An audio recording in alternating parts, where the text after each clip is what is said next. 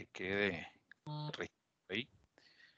Y vamos a comenzar la enseñanza del día de hoy. En un segundo y listo.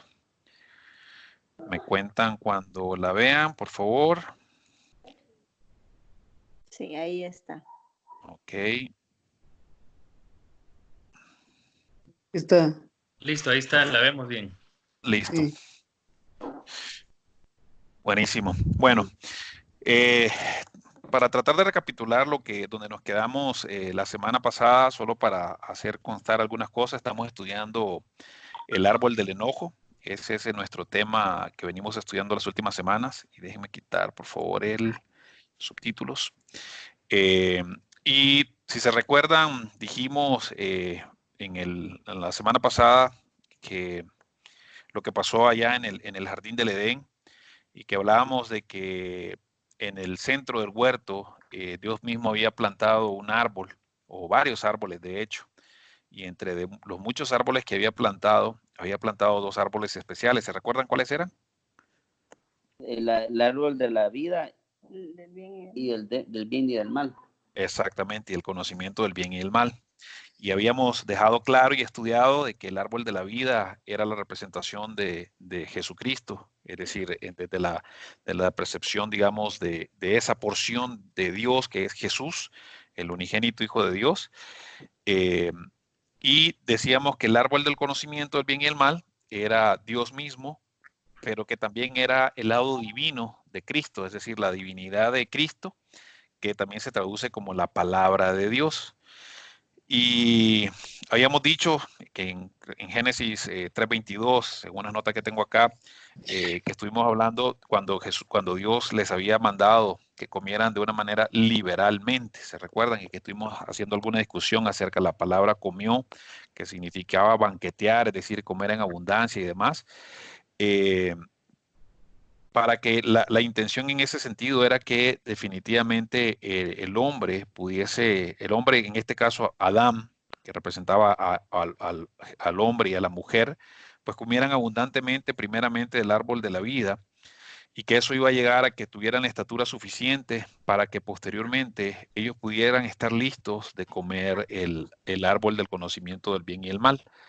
Y cuando hablamos del árbol del conocimiento del bien y el mal, no estamos hablando que era un árbol pecaminoso, como normalmente se nos ha pintado, porque habíamos dejado clarísimo de que Dios nunca plantó el pecado. Tampoco significaba que era un árbol de muerte, digamos, en el estado original en el que estaba. Y lo que terminó pasando fue que en efecto se convirtió en un árbol de muerte para Adán, hombre y mujer.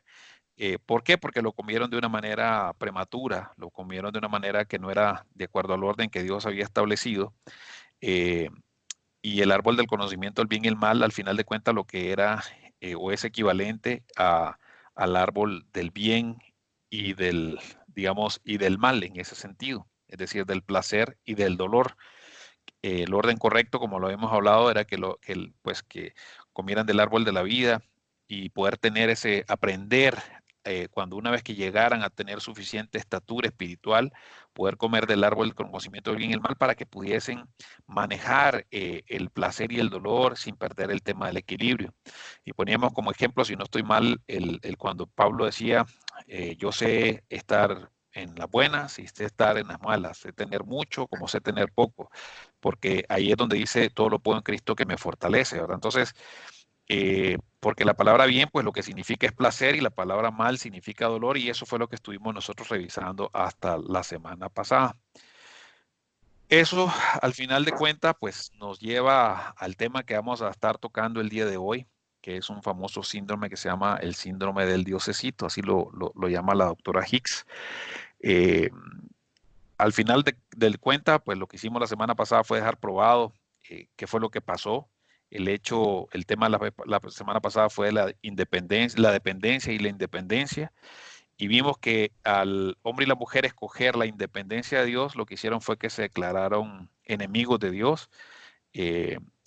¿Para qué? Para tratar de ser internamente igual a Dios, de acuerdo a lo que la serpiente, Lucifer, digamos, convertido en serpiente, llegó con la mujer y comenzó a darle todo este speech de por qué deberían de ir a comer directamente del árbol del bien y el mal.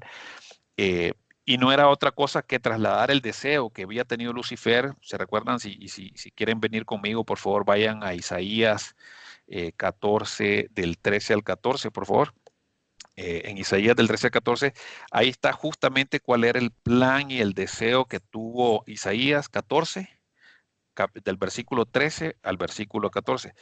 Ahí en Isaías ahí está plasmado justamente cuál era realmente la intención que tuvo Lucifer cuando comenzó a encontrarse maldad en él y cuál fue el deseo que él había plantado en su corazón y que al final de cuentas, como él no pudo hacerlo, justamente lo que vino a hacer es trasladar este deseo en el hombre, Adán y mujer, para que lo hicieran. ¿Ya lo tienen todos?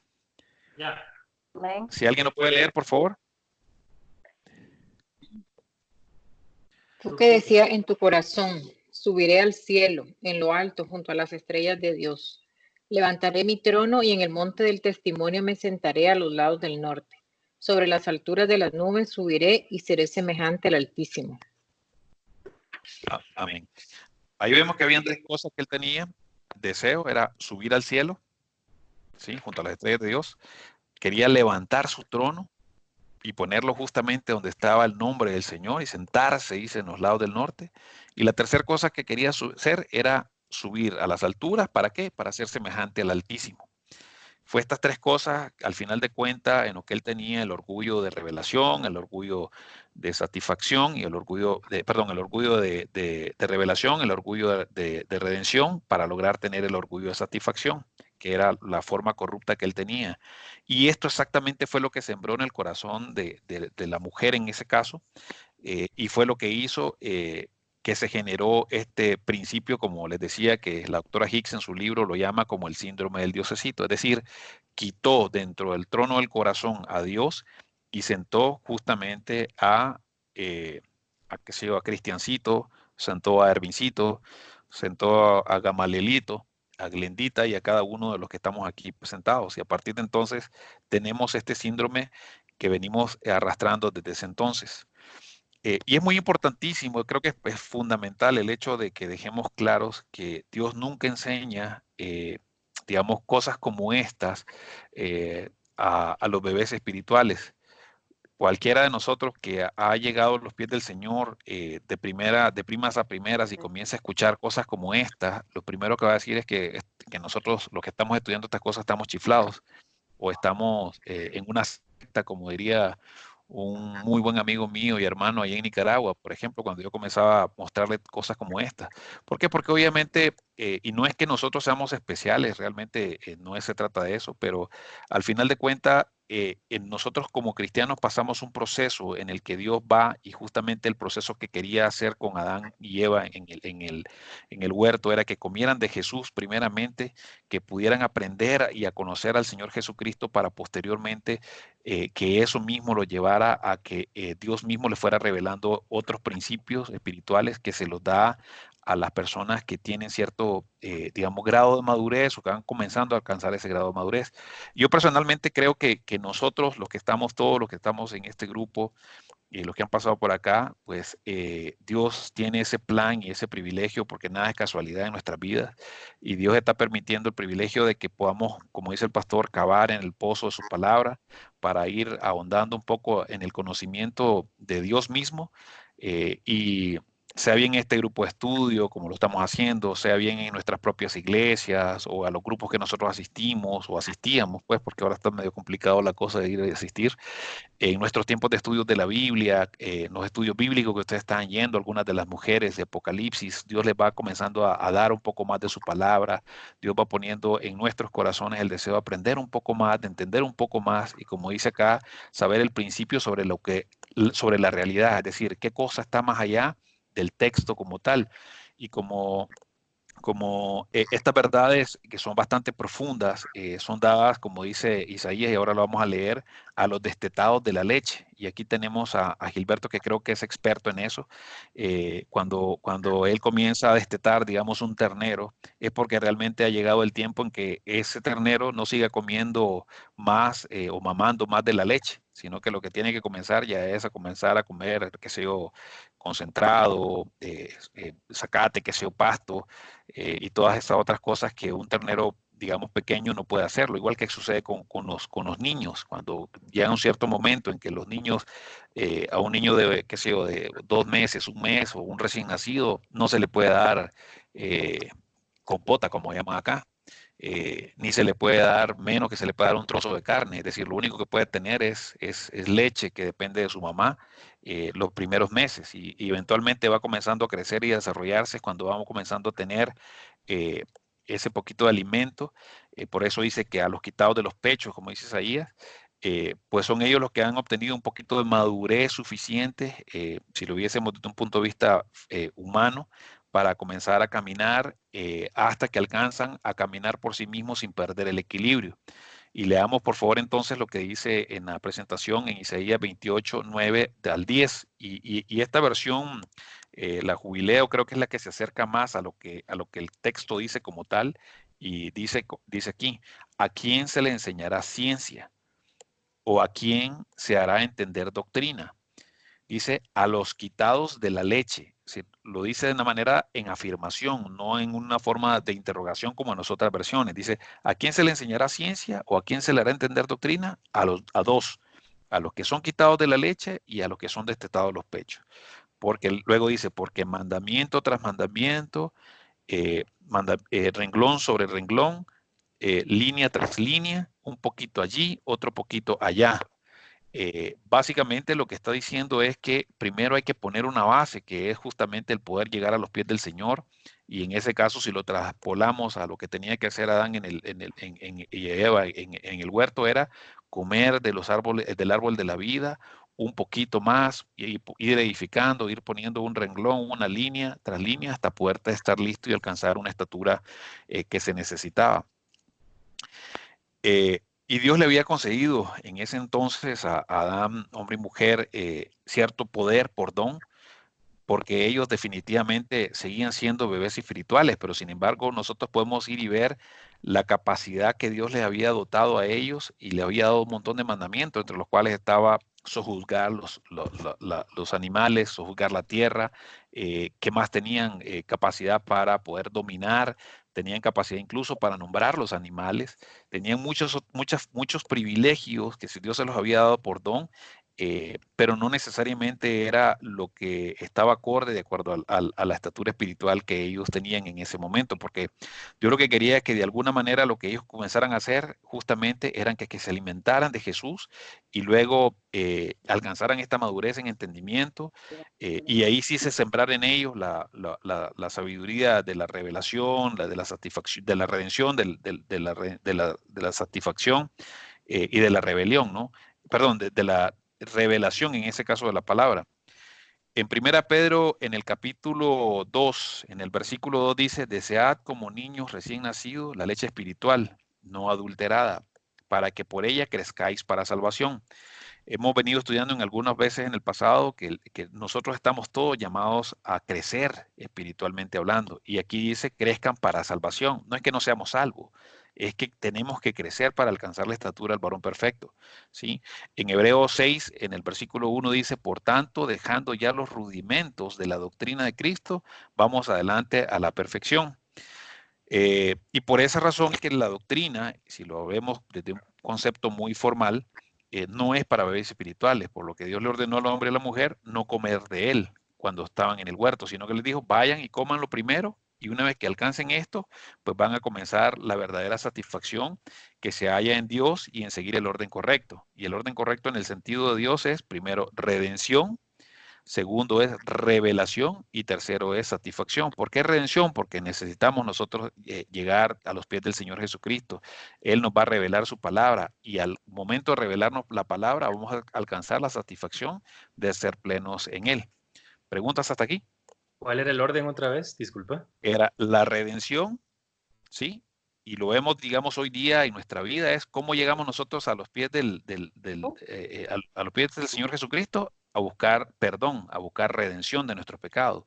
Luego, el segundo punto es la revelación, es decir, Dios, una vez que hemos llegado a sus pies, comienza a darnos ya no leche, sino un poquito de compota, un poquito de comida más fuerte, más sólida, hasta que nos llena de tanta revelación de su palabra, y entonces nosotros automáticamente vamos a encontrar la verdadera satisfacción, que es sentirnos plenos porque estamos conociendo su palabra y estamos entendiendo quiénes somos y quién es Dios. ¿Sí? ¿De acuerdo? Listo. Sí, entonces, dice la doctora Hicks acá, el ministerio de la satisfacción en medio del placer y del dolor se descubre solamente para aquellos que entienden y aceptan el orden correcto anteriormente descrito. Pero al hacer las cosas en el orden incorrecto, lo que encontró Adán, en este caso, fue confusión y tinieblas al comer el árbol del conocimiento fuera de la voluntad de Dios. Dios puede, digamos, en este caso, eso era justamente lo que Dios quería hacer en ellos, ¿no? Y aquí, si lo vemos, creo que si lo vemos, por ejemplo, en digamos, a propósito de el tema que está de moda, este es un síndrome. ¿Sí? Exactamente. Ojo, hay que limpiarnos las manos y demás, ¿verdad? Ahí está el corona. Lo primero que Adán hizo fue una elección. Y debido a esta elección que hizo, todos nosotros, digamos, la descendencia que somos todos nosotros, tenemos ese conocimiento del bien y el mal. Pero tenemos un conocimiento del bien y el mal corrompido. Tenemos un conocimiento del bien y el mal, del placer y el dolor, digamos, de una forma engañosa.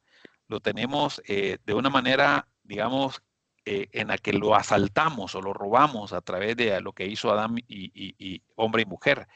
Porque desde el momento en que se descubrieron ellos, se recuerdan, que fue lo primero que hicieron cuando una vez que comieron, dicen que sus ojos fueron abiertos y se descubrieron desnudos. Y como consecuencia, nosotros también, como herencia, la humanidad, desde entonces ha estado en una incertidumbre sin saber qué hacer con esta clase de conocimientos.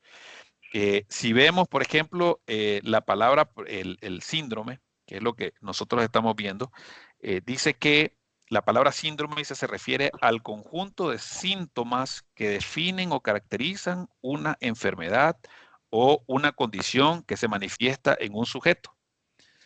Y si nosotros lo analizamos y realmente si somos honestos, lo que sabemos nosotros es que de nosotros lo que sale es un río, y así lo dice la palabra, un río de engaño que fluye de dentro de nosotros. La Biblia, si se fijan, dice, el que beba de mí, dice, de dentro de sí correrán como ríos de agua viva. Pero en este caso, sin tener a Jesús y teniendo la herencia de nuestros padres, lo que sale de nosotros es un río de engaño, que es lo que gobierna la voluntad humana y es lo que hace que tengamos nosotros ese síntoma, porque dice, fíjense bien, un conjunto de síntomas, ¿cuáles son los síntomas? Ahí lo vamos a ir viendo poco a poco de cada uno de nosotros. Y eso define y caracteriza que realmente nosotros tenemos una enfermedad, por decirlo así, de acuerdo al concepto que dice acá, o tenemos una condición que se manifiesta en un sujeto. ¿Quién es ese sujeto? Nosotros. En ese sentido, lo que hacemos nosotros es gobernarnos y tratar de gobernar a los demás. Y eso es la razón de que el pecado haya oscurecido nuestra voluntad. Alguien, por favor, que me vaya buscando Efesios 4 del 17 al 19, eh, para que miremos un poco quien antes había sido Saulo, cómo habla respecto a la ignorancia. Efesios 4 del 17 al 19. Y mientras llegan ahí, vamos a leer la otra definición del síndrome. Dice que es un grupo de síntomas y signos que revelan una alteración de una función somática, relacionados unos con otros por medio de alguna peculiaridad anatómica, fisiológica o bioquímica del organismo. Eso es lo que dicen los diccionarios acerca de un tema de síndrome. Entonces, si quieren, por favor, leamos Efesios 4, del 17 al 19. Sí lo tenemos. Esto pues digo y requiero en el Señor. Ya no andéis como los otros gentiles que andan en la vanidad de su mente, teniendo el entendimiento entenebrecido, ajenos de la vida de Dios por la ignorancia en que en ellos hay, por la dureza de su corazón, los cuales después que perdieron toda sensibilidad, se entregaron a la lascivia para cometer con avidez toda clase de impurezas. Hasta 19. Hasta ahí, hasta el 19. Ajá. Ok, si se fijan aquí Pablo, que ahora es Pablo, y lo vimos también la semana pasada, que en aquel entonces era Saulo, él habla ahora a los demás y dice, en la vanidad de su mente, dice, tienen entenebrecidos sus entendimientos, y dice, por tanto, están excluidos de la vida de Dios por causa de la ignorancia que hay en ellos. ¿Y cuál es esa ignorancia? Es ese síndrome que definitivamente tenemos heredados, ¿sí? ¿Y por qué? Porque tenemos dureza en nuestro corazón. Tanto así que si ustedes siguen leyendo Efesios 4, al 20 en adelante, van a encontrarse cosas que realmente nos paran los pelos. Y realmente ese es un espejo nuestro al final del día. En Romanos 1, del 18 en adelante, si pueden irlo buscando para mientras, Pablo sigue hablando y de una manera sin dejar ningún ápice de duda, de una manera muy meridiana, de una manera como un buen abogado, diría Fernando Reynoso, habla, dice, porque lo que de Dios se conoce les es manifiesto, pues Dios se lo manifestó. Pero si quieren leamos lo que dice el versículo del 1 al 18, por favor. Perdón, 1, 18. Romanos 1, 18.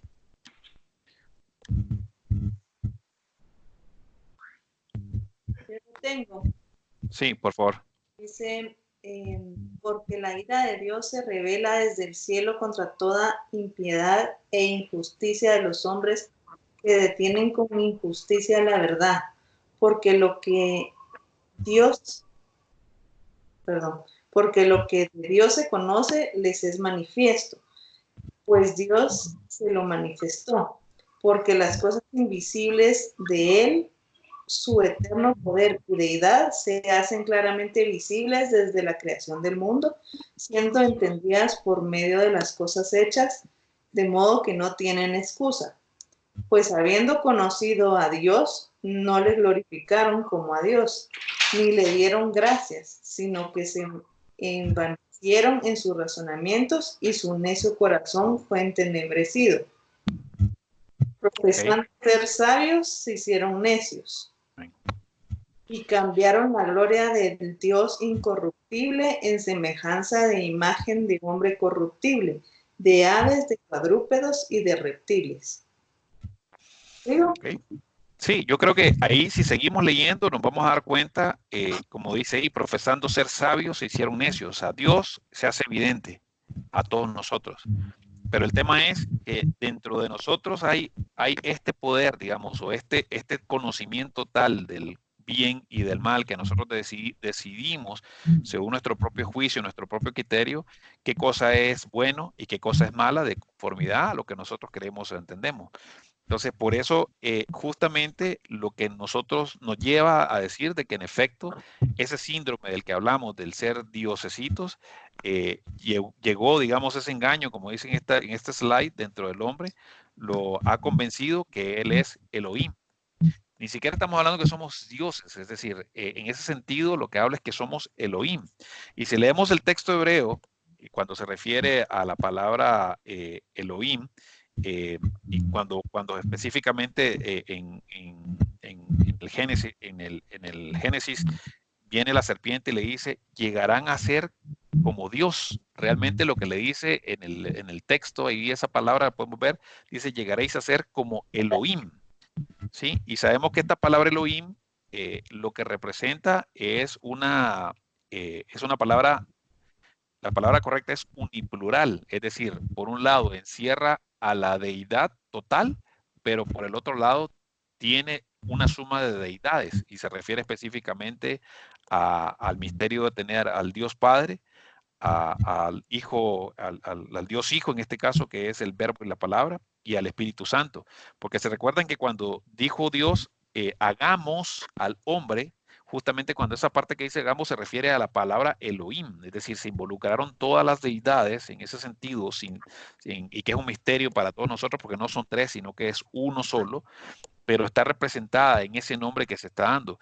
Y por eso, como dice en el texto, en Génesis 3, del 4 al 5, dice, entonces la serpiente dijo a la mujer, no moriréis, sino que sabe Dios que el día que comáis de él serán abiertos vuestros ojos y seréis, en vez de decir como Dios, diría como dioses, sabiendo el bien y el mal. Porque la palabra en ese sentido, la letra M de Elohim, hace justamente que sea esa connotación que indica la unipluralidad de Dios, ¿sí? Elohim, al final del día, es uno de los tres nombres primarios que Dios tiene y que son revelados en el Antiguo Testamento y está relacionado con el poder creador del Señor. Y eso era justamente lo que la serpiente pretendió mostrarle a la mujer, en este caso, para que ella viera de que en efecto ella y el hombre podían llegar a tener esas mismas facultades de ser Dios Padre, de ser Dios Hijo y de ser Dios Espíritu Santo. Y ustedes puedan decir, bueno, eso no tiene ningún sentido, pero realmente la palabra justamente es esa, ser como Dios es ser como Elohim. Y es interesantísimo, porque cuando nosotros vemos eso, lo podemos ver, no sé, imaginemos nosotros esa conversación que pudo haber tenido la serpiente en ese caso con la mujer. Le dijo en otras palabras, ¿te imaginas? Vas a ser de una manera, digamos, como dioses, es decir, vas a tener la misma capacidad del Dios Padre, del Dios Hijo y del Dios Espíritu Santo dentro de vos, ¿sí? Al final de cuentas, eso no es otra cosa más que el orgullo, como les decía, torcido que tiene Lucifer. ¿Se recuerdan cuál era el orden del Señor cuando hablábamos de la redención? Después era la satisfacción, perdón, la revelación, y después era la satisfacción. O sea, llegamos a sus pies, nos da su palabra, y luego nosotros nos sentimos satisfechos. En este caso, el orden que traía la serpiente o Lucifer es todo lo contrario. Primero te da una revelación, después te da una redención y después te da la satisfacción. Es decir, primero te dice, tú te mereces esto, y luego te dice, sí, es porque trabajas mucho. Y luego te dice, gozátelo, no tengas problema con gozártelo, porque al final de cuentas te lo mereces. Ese es justamente ese orgullo que tenían en ellos y que les dio esa capacidad para autopoder mandarse y gestionarse a sí mismo. ¿Y qué fue lo que hicieron cuando Adán y Eva, cuál fue la forma en la que ellos actuaron? Automáticamente comieron, se dieron cuenta que estaban desnudos, pero ahí comenzó esa actividad de la revelación que tuvieron. Una vez que se sintieron así, lo primero que hicieron fue redimirse a sí mismo. ¿Y cómo se redimieron? Poniéndose un delantal. ¿Para qué? Para tener esa satisfacción. Y dice la Biblia que cuando Dios los buscaba, ¿qué hicieron ellos? Se escondieron entre los árboles, porque la intención al final del día era que ellos se quedaran dentro del huerto. Al final del día eso es lo que estaban pensando, van a ser como dioses. Por eso Dios les dijo, bueno, saquemos a estos de aquí, porque si no, realmente van a tener ese poder.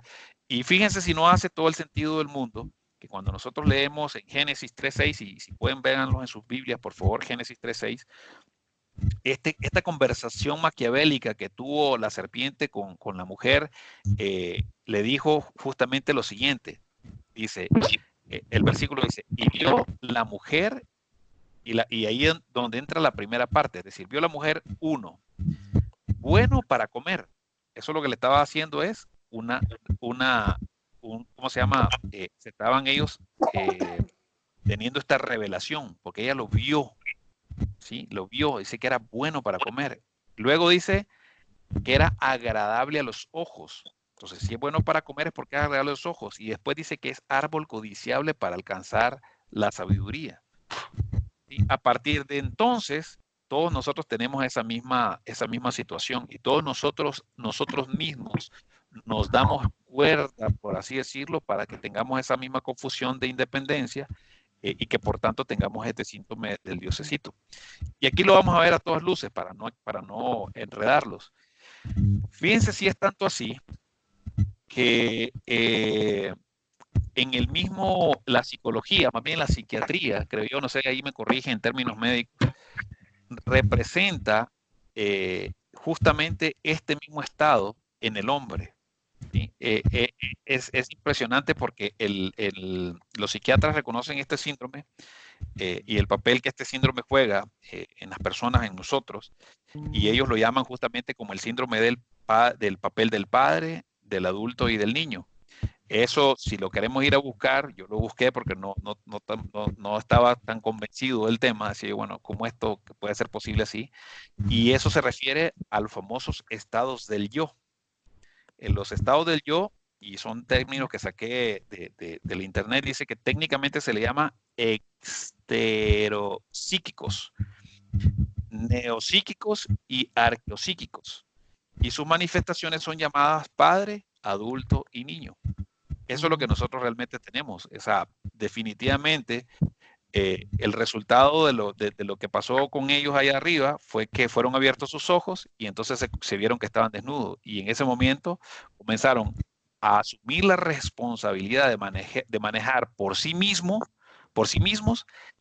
el decidir qué cosa es bueno y qué cosa es malo, usurpando de esa forma el lugar de Dios. Y lo que hicieron fue echar a perder todo, pues, y por eso es que justamente hasta el día de hoy nosotros seguimos arrastrando esa situación y, y hoy nuestro diosecito se encuentra en un estado de frustración mental y siempre estamos tratando de negar lo que está en nuestro interior. Por eso es que a veces nosotros actuamos, una vez actuamos como papá, otra vez actuamos como niño, u otra vez actuamos como adulto. Eh, si nosotros vamos a ver esto, por ejemplo, nosotros estamos siempre buscando, y no es coincidencia que siempre estemos tratando de buscar un placer. Siempre estamos, hoy hablaba, por ejemplo, con mi equipo de trabajo en la mañana, y nuevamente, no porque yo me sienta mejor que nadie, al contrario, pero digo, a veces, y eso fue porque justamente ayer terminé de ver el tema y me sentía con todo el reclamo que el libro la confrontación que ha hecho conmigo. Hoy hablaba con los muchachos de mi equipo y estaban todos opacos, todos cabizbajos, por llamada, ¿no? Todos afligidos. Y les dije, muchachos, ¿qué les pasa? Entonces me dice, no, es que estamos afligidos, estamos preocupados, ¿y cuáles son las preocupaciones que tienen? No, es que no podemos salir, no, es porque no podemos ir con los clientes, no, es porque no podemos vender. Pero realmente a nosotros se nos escapa justamente que tenemos tantas bendiciones en medio de las dificultades que la mano del Señor nunca se ha apartado de nosotros. Y le hacía de alguna forma una reflexión en el sentido de, miren, ¿están en casa? Sí. ¿Están con sus hijos? ¿Algunos de ellos casados? Sí. Estamos con nuestros hijos. ¿Tienen comida en su refrigerador? Sí.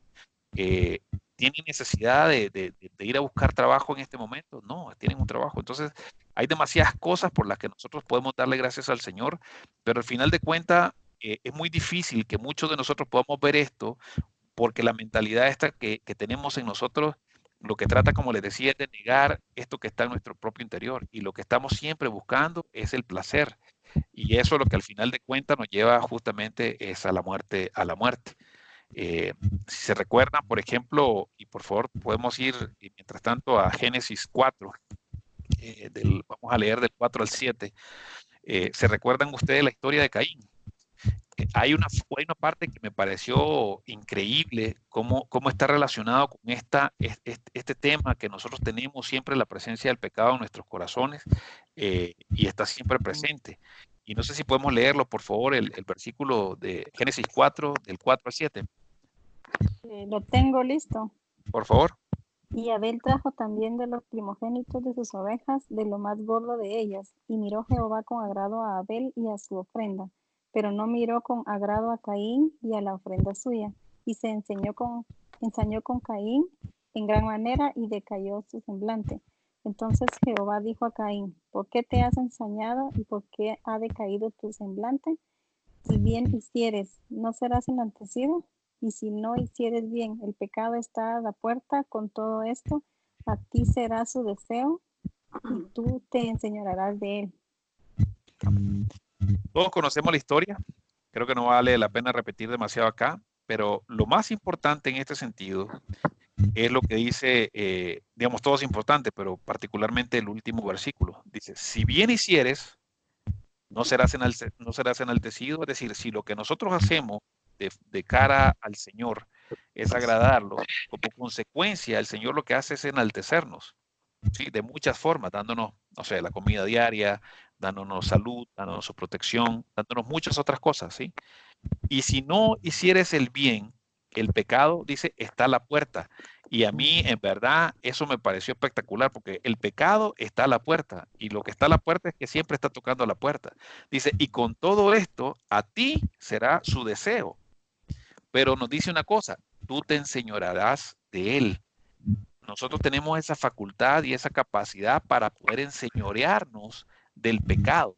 Pero de lo contrario, si no podemos tener esa capacidad porque no hemos entregado nuestras vidas al Señor Jesucristo, vamos a ser como los demás. Es decir, que vamos a ver esa necesidad interna que existe en nosotros de tener siempre más. Como decimos a veces de una manera muy jocosa, cuando tenga X cosa, ¿cuál es lo que sigue? Entonces, Puede ser feliz. voy a ser feliz. Entonces voy a ser feliz. Y yo les pregunto a todos ustedes, yo les pregunto a todos ustedes, ¿cuánto dura esa felicidad? Segundos. Exactamente. Ponete mute. Tu micrófono. Dura muy poco. Realmente dura nada. Porque al final de cuentas es como cuando al niño le compramos el regalo y por decírselo a alguien más y no decirnos a nosotros mismos, ¿no? Al niño que esté en nosotros le compramos el regalo, lo abrimos, no sé, 3 minutos después ya pasó la alegría, ya pasó el gozo, ya pasó la satisfacción. Y entonces comienza en nosotros esto que justamente es parte del tema que vamos a comenzar a desarrollar, que es, como dice ahí, el enojo. Y el enojo se vuelve un arma, ¿verdad? Un arma que usamos, como dice ahí, para tratar de establecer nuestro reino y nuestro trono. El egocentrismo que existe en nosotros es pensar que nada existe fuera de nosotros. Y aquí no voy a señalar a nadie, ni señalándome yo, ¿verdad? Hablándolo desde mi propia perspectiva en primera persona. Y nuestro pequeño mundo, o más bien mi pequeño mundo, tiene su origen en el síndrome del diosecito. Porque todo gira alrededor mío. Es decir, si lo revisamos bien, el no poder manejar el conocimiento del bien y el mal, que pasó con Adán, hombre y mujer, hace que el caos en nuestra vida sea la causa de todos nuestros males. Y pensemos un poquito y hagámoslo, no sé, pongamos un ejemplo de cada uno de ustedes. Es decir, voy a tocar, no sé, algunos puntos que podrían ser poco sensibles, pero díganme ustedes qué creen, por qué creen que se dan algunos temas, por ejemplo, qué sé yo, los divorcios. Pensemos por qué, por un solo momento, por qué se dan los temas como los divorcios. Abro el micrófono.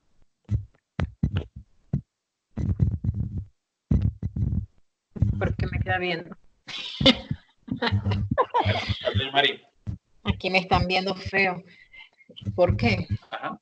¿Por qué? Porque no hace lo que la pareja dice, tal vez. O lo que nosotros queremos. ¿Alguien más? Por desacuerdos. Ok. Hacemos otro tema. ¿Por qué se da, por ejemplo, la drogadicción? Falta de comunicación. De acuerdo, en el caso del matrimonio, de los divorcios. Pero digamos, pasemos a otro extremo, las drogas. ¿Por qué caemos en drogas? Por la falta de conocimiento. No. Falta de Dios, sí, por supuesto, pero digamos, sin Dios, ¿por qué caemos nosotros en un tema como la drogadicción? ¿Qué nos incita a nosotros ir a caer en drogas? Satisfacción. Exactamente, una satisfacción. Y así podríamos ir poniendo otros ejemplos, por ejemplo, el adulterio. ¿Qué es lo que me hace a mí ser un adúltero? Es el hecho de no estar satisfecho con el regalo que Dios me ha dado a mí como mujer, o al hombre, en este caso, para las mujeres. Sí, siempre que estamos viendo algo más en alguien más, porque ese es un deseo que está en nosotros, el querer lograr hacer otras cosas. Las mentiras, ¿por qué mentimos? No respondas, Mari, por favor. ¿Por qué nos enojamos? Es decir, y aquí abro el micrófono nuevamente. ¿Por qué creen ustedes que nosotros nos enojamos?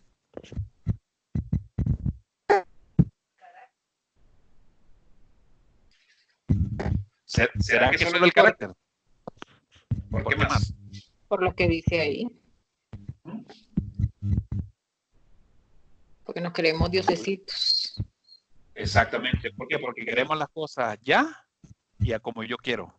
Y si las cosas no salen ya y a como yo quiero, por mucho que lo envolvamos en una aparente, qué sé yo, manera bonita de pedir las cosas, por una falsa humildad, por una falsa forma en la que nosotros pedimos las cosas, al final de cuentas comenzamos a tener enojos. Inclusive la tristeza, se dice que es un enojo pasivo en contra del Señor, porque estamos tristes porque no nos hace falta algo, o porque tenemos carencia de algo, o porque queremos algo y ese algo nosotros no lo recibimos, entonces nos ponemos tristes. Y aquí podemos darle una lista bien larga, es decir, los miedos, la envidia, el orgullo, no sé, el deseo por lo prohibido. Y como dice el slide, dice el enojo justamente es el arma que usamos para tratar de establecer nuestro reino y nuestro trono. Y el enojo sirve para que todo el mundo esté consciente de que somos dioses y de que todo el universo gira alrededor de nosotros. Y si no, miremoslo a nivel del matrimonio, es decir, hay dos tronos, hay dos pilares fundamentales dentro de la familia. Uno dice una cosa, el otro dice otra. El que no hace la voluntad del uno, entonces genera un problema por el otro. Si mi mujer dice que yo tengo que hacer esta cosa de esta manera y yo la hago de esta otra manera, comenzamos a tener un problema. ¿Por qué? Porque justamente tenemos, y ambos dos nos creemos los dioses del mundo mundial.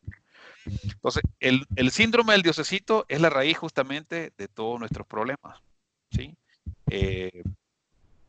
Pensemos por un momento si lo que hizo Adán y Eva hubiese sido lo correcto. Creo que nos hubiesen ahorrado muchísimo dolor a cada uno de nosotros, porque entonces hubiéramos tenido ese equilibrio perfecto para conocer y cómo actuar ante el bien o ante el mal, cómo ser misericordiosos. ¿Se recuerdan que habían como 4 cosas importantes que teníamos nosotros que ver? Era el equilibrio que nosotros teníamos que tener. Eran 4 cosas que teníamos que tener, ¿se recuerdan? Que era misericordia, amor, paz y gozo. Exactamente. Exactamente, esas mismas 4 cosas son las que nosotros tenemos que tener ante cualquier situación. Y en ese caso nosotros no la tenemos porque tenemos ese problema grande que es el deseo de satisfacernos a nosotros.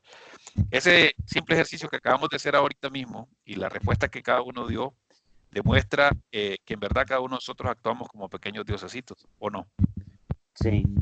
Sí. Y es realmente una pobre representación de esa deidad que existe, digamos, al creernos Dios Padre, Dios Hijo, Dios Espíritu Santo dentro de nosotros mismos. Por eso es que nuestra única esperanza al final del día, esperanza incluso, y esto pudiese sonar que solo le hacen falta a aquellas personas que no conocen al Señor, pero realmente va mucho más allá de eso, porque las personas que recién comienzan a conocer del Señor son bebés espirituales, como lo leímos hace un momento, como lo estuvimos revisando hace un momento. Pero llega un momentito en el que el Señor comienza a destetarte y te comienza a dar un poquito por aquí, otro poquito por allá, te comienza a poner un renglón acá, otro renglón acá. Lo que nos está diciendo es que realmente la única esperanza que nosotros tenemos cuando realmente nos conocemos y nos vemos en el espejo de la palabra es volvernos a Dios. ¿Para qué? Para que le devolvamos las riendas y dejar entonces de ser dioses.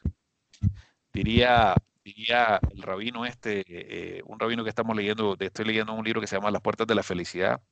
Eso sería el acabose de los problemas matrimoniales.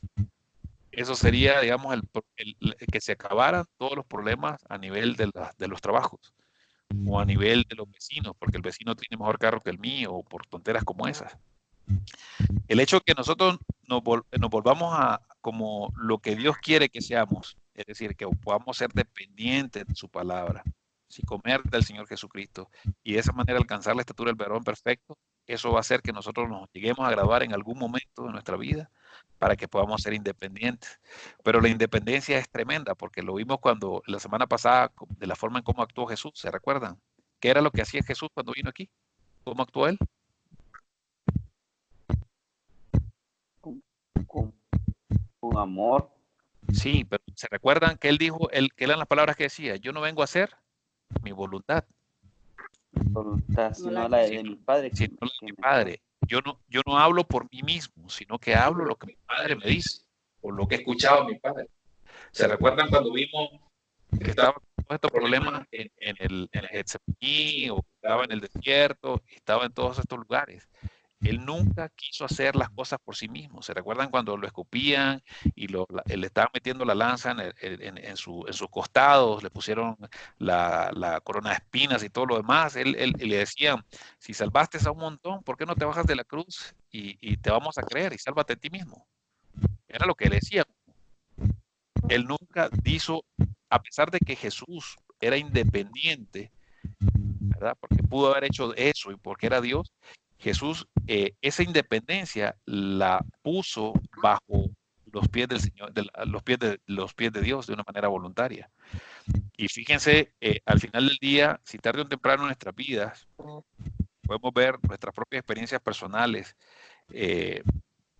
no sé si han sido así, no lo sé, pero al final de cuentas, por más que nosotros nos esforzamos, ¿sí?, por lograr aquello, no sé, a lo que siempre hemos deseado, humanamente hablando, nos sentimos orgullosos y satisfechos de lo que hemos logrado, de la casa que tenemos, del título que tenemos, no sé, del carro que tenemos, de lo que sea que tengamos.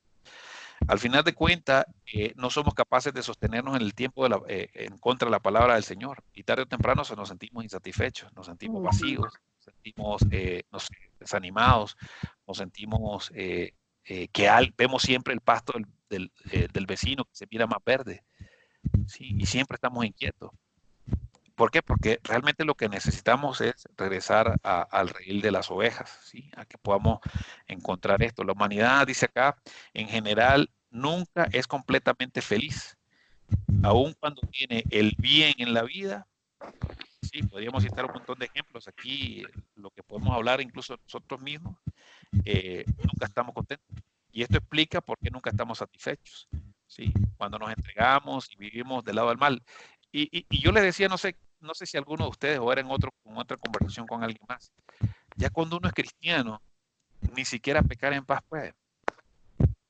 ¿Por qué razón digo esto? Porque al final de cuentas, uno va y hace algo que esté equivocado, automáticamente el Espíritu Santo viene y nos redarguye y nos hace sentir peor, porque eso que se convirtió en un placer, en una satisfacción momentánea, fugaz, al final de cuentas termina siendo dolor.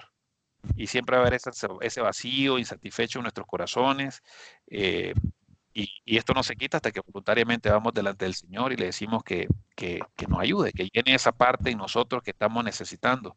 Porque definitivamente, si algo definitivamente he aprendido es de que no hay una verdadera satisfacción fuera de la voluntad del Señor.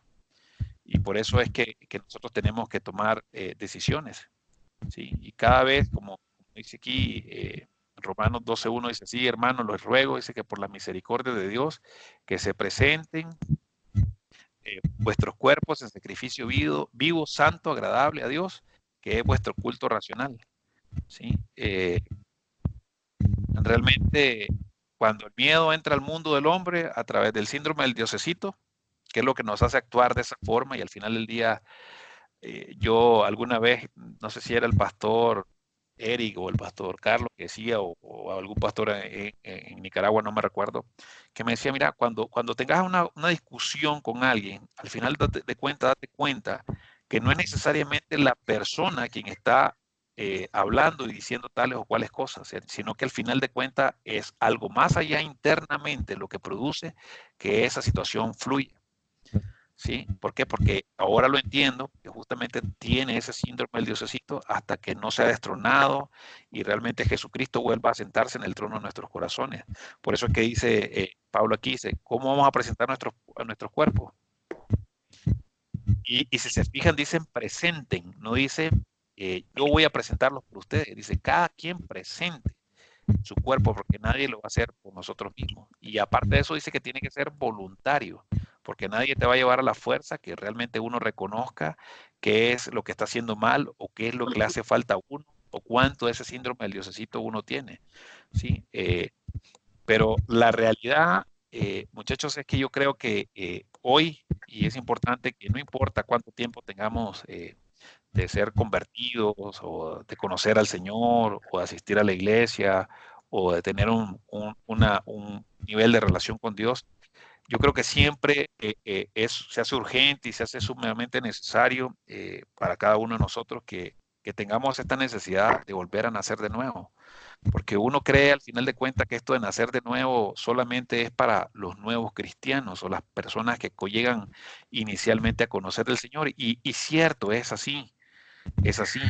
Pero esa persona que apenas llega a los pies del Señor, ni cuenta se da que está infectado por este virus. que tiene ese síndrome, que lo está carcomiendo y que produce que aún siendo cristiano, y lo hemos visto en otras enseñanzas, cuando la gente que llega al cielo y está bajo el trono, ellos mismos le dicen al Señor Jesucristo como en tono de reclamo, ¿hasta cuándo? ¿Hasta cuándo vas a vengar nuestra sangre? ¿Por qué? Porque son bebés espirituales aún estando en el cielo. Pero nosotros que nos ha dado esa oportunidad de caminar un poquito más allá, que Dios quiere destetarnos, que Dios quiere darnos un poco más de alimento sólido, también tenemos esa necesidad de entender y conocer justamente qué fue lo que pasó ahí atrás y cómo nosotros tenemos que comenzar a romper esa independencia para poder nuevamente depender del Señor a través de un nuevo nacimiento. Porque si realmente ninguno de los que está aquí tuviera un síndrome del diosecito, pues al final de cuentas no sería necesario volver a nacer, ¿o no? No. Es así. Entonces, realmente nosotros tenemos que estar conscientes que... Dime. Todos, yo creo que todos tenemos la necesidad de volver a hacerlo, Leo. ¿Por qué razón? Porque el mismo Pablo decía, no sé si era Pablo el que decía, no, Juan el Bautista decía, cada día muero. No era Pablo, no me recuerdo quién era, pero decía, cada día muero. Y eso es lo que nosotros tenemos que hacer. El día que nosotros morimos, al final de cuentas significa que hay una nueva resurrección, que hay un nuevo nacimiento, que hay un escaloncito o un pequeño peldaño que anoche no teníamos y que hoy comenzamos a tener. Y que comenzamos a saber y entender que hay algo en mí que está naciendo nuevamente. Por eso, cuando Jesús estuvo esta conversación, creo que era con Nicodemo, él le dice, de cierto te digo, que el que no naciere de agua y del Espíritu no puede entrar en el reino de Dios.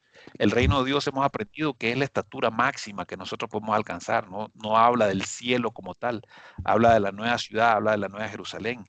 Y dice, lo que es nacido de la carne, carne es. A ver, y seamos honestos, ¿cuánta carne hay todavía en nosotros? Y por eso dice, lo que es nacido del Espíritu, Espíritu es. Dice, no te maravilles que te dije, pues es necesario nacer de nuevo. Porque al final de cuentas, todos tenemos que nacer de nuevo. Todos tenemos esta necesidad de volver a aceptar casi que a diario, por decirlo así, al Señor Jesucristo como nuestro Salvador y nuestro Señor. Pero tiene que ser algo que salga del corazón y que podamos nosotros reconocer de que en efecto hay un síndrome que se llama el síndrome del diosecito dentro de nosotros, que es el que hace que yo quiera gobernar a mi esposa, que es el que hace que yo quiera gobernar a los demás, que es el que hace que yo actúe de esta u otra forma, que es la que hace que yo esté insatisfecho conmigo mismo.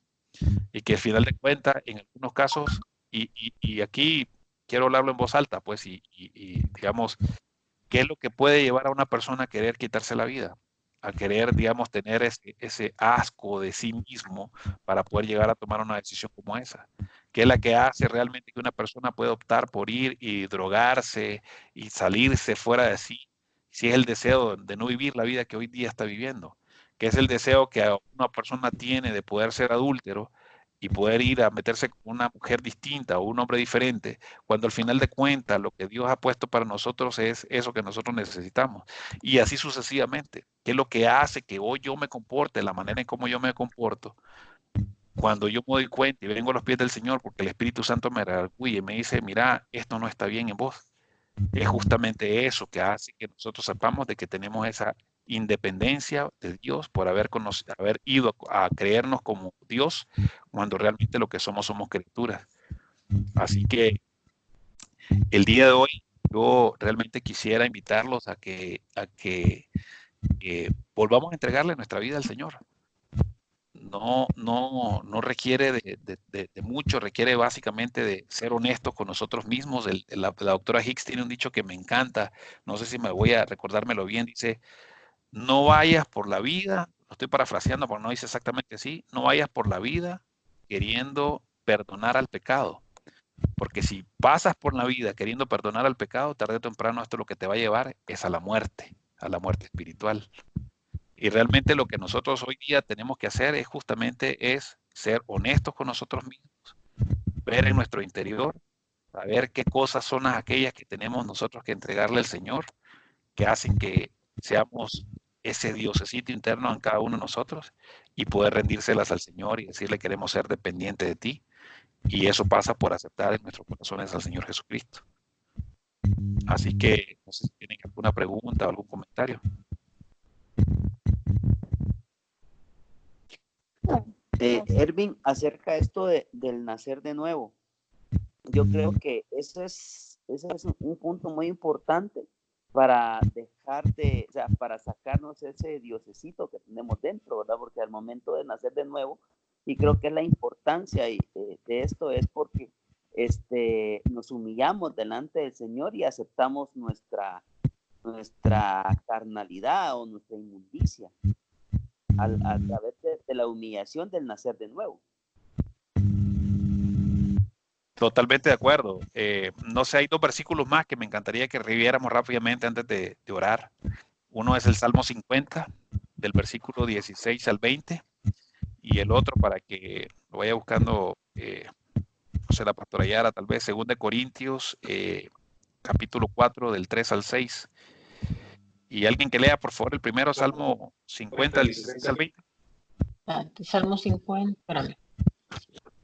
Pero al malo dijo Dios, ¿qué tienes tú que hablar de mis leyes y qué tomar mi pacto en tu boca? Pues tú aborreces la corrección y echas a tu espalda mis palabras. ¿Hasta cuál? Hasta el 20.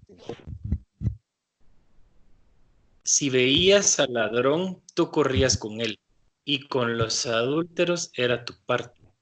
Tu boca metías en el mal y tu lengua componía engaño. Tomabas asiento y hablabas contra tu hermano. Contra el hijo de tu madre ponías infamia. Yo pregunto, ¿hay alguno de estos versículos o algunas de estas cosas que todavía hoy día siguen siendo una realidad en nuestras vidas?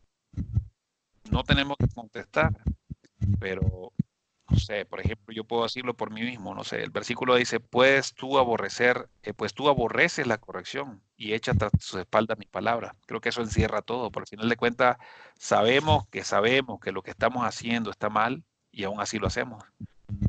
Y lo que estamos haciendo es aborreciendo la corrección del Señor y echando atrás nuestras espaldas como un síntoma de redención, porque el único que puede echar tras las espaldas nuestros pecados es el Señor.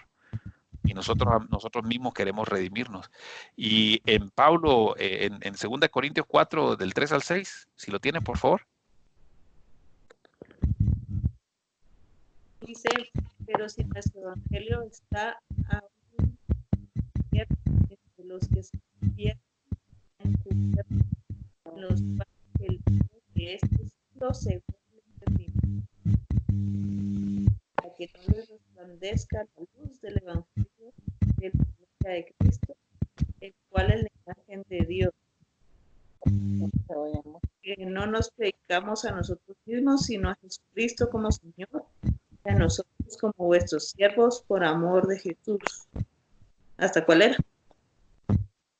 El que sigue, el versículo más, porque Dios que mandó que de las tinieblas resplandeciese la luz, es el que resplandeció en nuestros corazones para iluminación del conocimiento de la gloria de Dios en la faz de Jesucristo. Así que ahí tienen, creo que los versos hablan por sí mismos. Y pues no sé si alguien tiene duda de por qué nosotros tengamos, ya siendo del Señor Jesucristo, entregarle nuevamente nuestras vidas al Señor.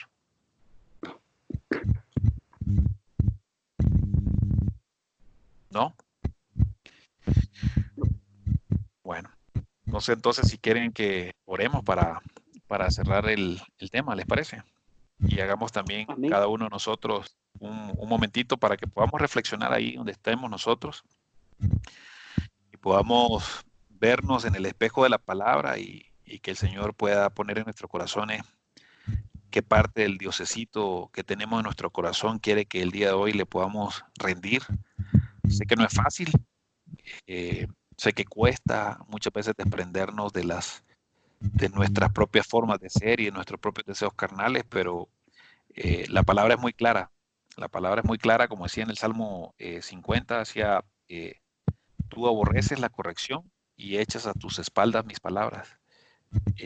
Así que si quieren, ahí cada quien puede hacer su oración personal y yo voy a orar por todos y al final voy a hacer la oración de aceptación nuevamente, pero tratemos de hacerla con todo el corazón, ¿verdad?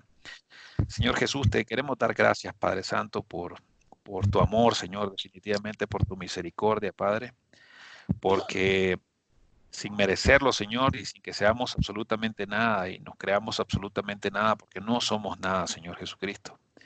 Tú nos has escogido, Señor, y nos has permitido, Padre, poder estudiar estas cosas, Señor, que nos has permitido estudiar, Señor, el día de hoy. Darnos cuenta, Padre Santo, de que esa raíz, Señor, que hay en nuestros corazones, viene mucho más profundo de lo que nosotros creemos, Señor. Que la forma en la forma en la que actuamos, Señor, no es simple, sencillamente más que el hecho de poder querer gobernarnos a nosotros mismos, Señor, y gobernar a las personas que nos rodean, nuestros hijos, nuestras esposas, nuestros esposos, Señor. Cualquier situación, Señor, que inclusive nos es adversa, Señor, queremos salir corriendo a arreglarla, Padre Santo, sin darnos cuenta, Señor Jesucristo, que es porque tenemos ese síndrome internamente que nos infecta, Señor Jesucristo, ese virus que nos mata, Señor. Hoy, gracias a tu palabra, Señor, hemos aprendido, Señor Jesús, que tú estás tocando nuestra puerta, Señor, llamando nuestra atención para que podamos venir corriendo delante de ti, Señor, y confesar nuestros pecados, Padre. Y hoy en el nombre de Cristo Jesús, Señor, quiero orar y hacer esta oración de aceptación para que cada uno de nuestros hermanos, Señor, que estamos acá, podamos repetirla, Señor, y podamos también decir, micrófono, podamos decir y repetir estas palabras. Señor Jesús, esta noche, Padre, vengo delante de ti a rogarte, Señor, que me perdones, Señor Jesucristo.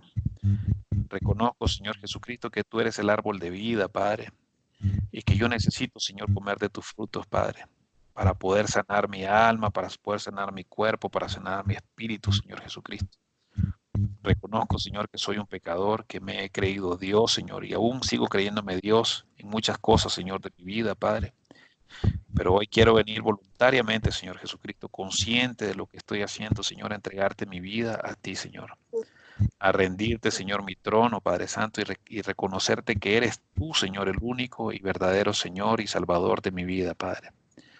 Jesucristo bendito, ayúdame, Señor Jesús, para que yo pueda esta vez también nacer de nuevo, Señor, y poder ver, Señor, y que tu luz resplandezca e ilumine, Señor, mi mente, Señor, mi corazón, Señor Jesús, mi alma, mi espíritu, Padre, para que no tenga más mi mente y mi espíritu, Señor, y mi alma entenebrecida, Señor, sino que, como hiciste con Pablo, Padre Santo, que le cayeron en llamas como de sus ojos, Señor, puedas también hacer con cada uno de nosotros, Señor, y conmigo particularmente, para poder entregarte mi vida cada día, Padre Santo.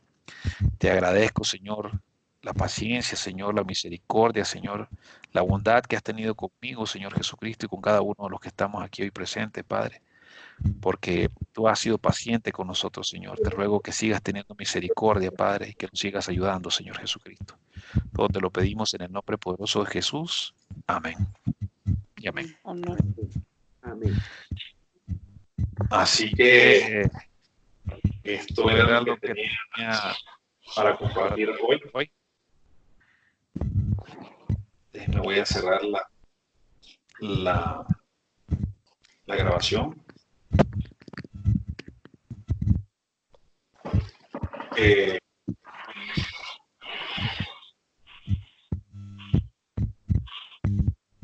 listo.